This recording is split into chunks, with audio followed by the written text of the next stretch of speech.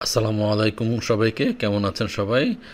অনেক দিন পরে, প্রায় 2 মাস পরে আজকে একটি ভিডিও মেক করতেছি। গতকাল আমাকে একজন ভাই আমাকে হোয়াটসঅ্যাপে নক দিয়েছিল এবং উনি দুবার ইউকেতে রিফিউজড হয়েছে। তো রিফিউজড হয়েছে, আমি তাকে আস্ক করেছিলাম যে সেভিংস অ্যাকাউন্টে কত ব্যালেন্স দেখিয়েছে। তো উনি বললো 1,23,00,000 টাকা উনি ওনার সেভিংস অ্যাকাউন্টে ব্যালেন্স দেখিয়েছে। শুনে আমি একটু খুবই অবাক হলাম যে এত টাকা সেভিংসে দেখেও কিভাবে রিজেক্ট হলো।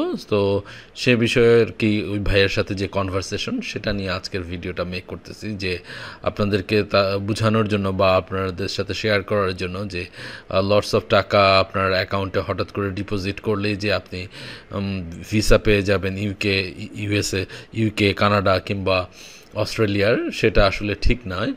তো অনেক কম টাকায়ও ভিসা পাওয়া যায়। আমি ইউকের ভিসা পেয়েছিলাম লাইক 12 লাখ টাকা সেভিংসে ব্যালেন্স দেখিয়ে।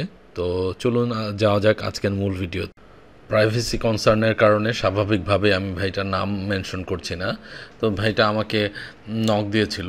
তো নক দিয়ে প্রথমে যেটা বলেছে যে I have applied for UK visit visa and got reject twice for same reason. তো সেম রিজনে দুবার রিজেক্ট হয়েছে, দুবারই সেম রিজন দেখিয়েছে তাকে। তো আমি তাকে আস্ক করেছিলাম যে আপনার হোয়াট ইজ ইউর প্রফেশন। তো উনি বললো যে উনি বিজনেসম্যান। তো দেন আমি আস্ক করেছিলাম যে কত টাকা পার মান্থ ইনকাম করে, তার পার মান্থ কত না টাকা ইনকাম আর কি। তো উনি বললো যে ওনার পার মান্থ হচ্ছে কি 4 লাখ টাকা ইনকাম। দেখেন এখানে বলেছে যে around 4 lakh income and expense is 2 lakhs. আর এখানে ওনার যেই রিফিউজাল লেটারটা আছে, রিফিউজাল লেটারটা যেখানে শেয়ার করেছে। তো রিফিউজাল লেটারটা পুরোটুক আর আমি পড়লাম না, সারমর্ম যেটা সেটাই একটু আপনাদের সাথে শেয়ার করতেছি। তো উনি বলেছে পার মান্থ ওনার 4 লাখ টাকা ইনকাম এবং 2 লাখ টাকা হচ্ছে কি এক্সপেন্স। তো ইনকাম আর এক্সপেন্স পেয়ে গেলাম।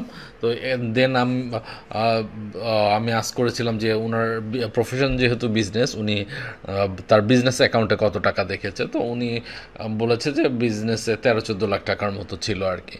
তো একটা স্বাভাবিক বিষয় একটু চিন্তা করেন যে আপনি যে বিজনেসটা থেকে 1,23,00,000 টাকা ইনকাম করেছেন, সেই বিজনেসটার তো গ্রোথ এবং এইটা ব্যাপ্তিটা তো আরও অনেক বেশি হওয়ার কথা, তাই না? তো আপনি ইনকাম করেছেন 1,23,00,000 টাকা, সেই কোম্পানির ব্যালেন্সে আছে মাত্র 13-14 লাখ টাকা। এটা তো ন্যাচারাল মনে হয় না। তো আপনার ইউকের ভিসার ক্ষেত্রে এটা খুবই গুরুত্বপূর্ণ। আপনার 3টা জিনিসের সামঞ্জস্যপূর্ণ হতে হবে। ইনকাম, সেভিংস এবং আপনার এক্সপেন্স, 3টা জিনিসের সমন্বয় থাকতে হবে। এখন আপনি যদি দেখান যে 5 লাখ টাকা আপনার ইনকাম কিন্তু আপনার এক্সপেন্স হচ্ছে গিয়ে 50,000 টাকা, তাহলেও হচ্ছে গিয়ে এটা কিন্তু আপনার সামঞ্জস্যপূর্ণ হলো না, তাই না? ইনকামের সাথে তো লাইফস্টাইল হচ্ছে গিয়ে আপনার রিলেটেড। সো আপনার ইনকামের সাথে আপনার এক্সপেন্সটাও সামঞ্জস্য হতে হবে। তো এখানে যেমন ওই ভাই দেখিয়েছে যে ওনার প্রত্যেক মাসে 4 লাখ টাকা ইনকাম এবং 2 লাখ টাকা হচ্ছে কি এক্সপেন্স। তো 4 লাখ টাকা ইনকাম হলে 2 লাখ টাকা যদি এক্সপেন্স হয়ে যায়, তাহলে পার মান্থ সে যদি 2 লাখ টাকা করে সেভ করতে চায় এবং 2 লাখ টাকা করে যদি সেভ করে, 1,23,00,000 টাকা তার সেভিংস অ্যাকাউন্টে সেভ হতে like more than 5 years time লাগবে।